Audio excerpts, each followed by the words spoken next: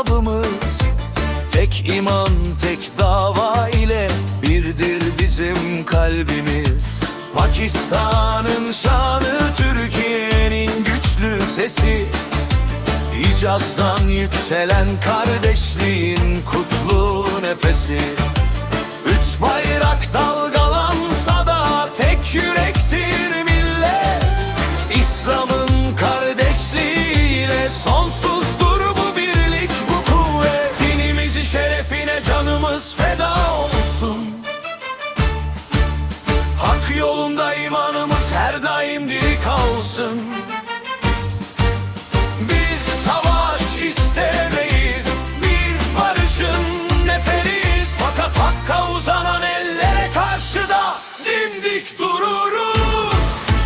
Yasin kanın adı, Yasin kanın adı. Gönüller coşsun bugün, birlik olsun bu yurt. Tek Allah, tek kitap, tek kıble, ortak iman.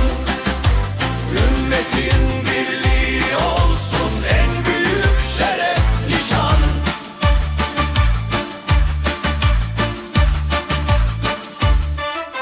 Ordularımız barışın ve huzurun bekçisi. Her vatanın güvenliği olsun Allah'ın himayesi. Denizlerden dağlara tek bir sada yükselsin.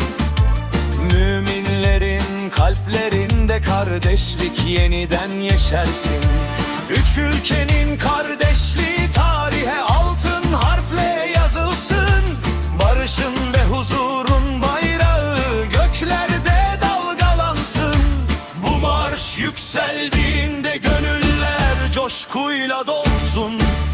Yasin Han'ın adı duyulunca gözlerde sevinç, gözyaşı olsun. Tek bir ses, tek bir saf, tek bir dua, tek hedef.